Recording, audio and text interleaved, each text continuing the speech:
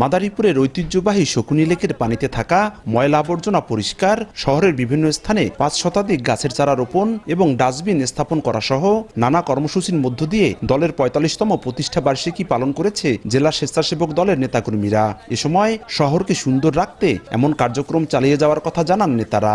প্রতিদিন 5 থেকে 7,000 লোক এখানে হয়।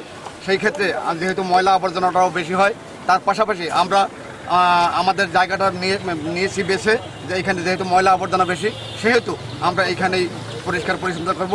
পাশাপাশি মাদারীপুরের আনাচে কানাচে যেখানেই হয় সেখানেই পরিষ্কার পরিচ্ছন্নতা করব। পাশাপাশি আমরা অভিযান আমাদের অব্যাহত থাকবে।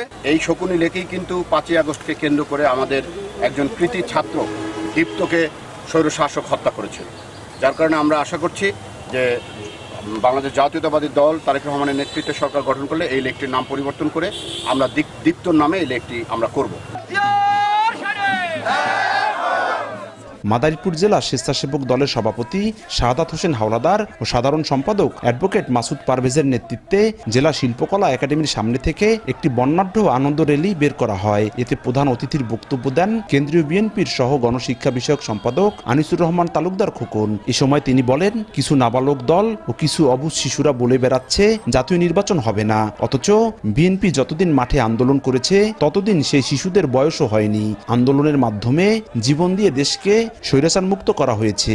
শহীদ পরিবারগুলো দ্রুত নির্বাচন চায়, নির্বাচিত সরকারকে দেখতে চায় তারা। বাংলাদেশের মাটিতে যে ফ্যাসিস্ট চেপে বসেছিল, এই 17 বছর বাংলাদেশের জাতীয়তাবাদের শক্তি, যে সকল ভাইয়েরা গুম হয়েছে, খুন হয়েছে, রক্ত দিয়েছে, জীবন দিয়েছে, সেই সকল পরিবার কিন্তু আগামী দিনে নির্বাচন চায়, গণতান্ত্রিক সরকার দেখতে চায়। এই মানুষগুলো কিন্তু রাজপথে জীবন দিয়েছে আপনাদেরকে সেবা করার জন্য না, আপনাদেরকে 5 বছর উপদেষ্টা দেখার জন্য না, আপনাদের নতুন পার্টিকে মাথায় তুলে নাচার জন্য জীবন দেওয়া হয় না। এদেশের মানুষের রক্ত দিয়ে যে নতুন স্বাধীনতা এনেছে, সেই স্বাধীনতার স্বাদ ভোগ করতে হলে একটি সঠিক সুন্দর নির্বাচন দিতে হবে বাংলাদেশের মাটিতে। এদিকে জেলা স্বেচ্ছাসেবক দলের সহসভাপতি বিএম আরিফুল ইসলাম দুলালের নেতৃত্বে আলাদা একটি বর্ণাঢ্য র্যালি বের করে দলের নেতাকর্মীরা।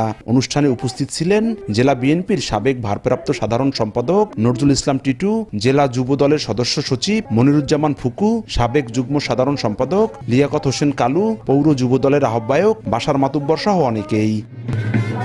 সঞ্জয় কর্মকার, অভিজিৎ, সময় সংবাদ, মাদারীপুর।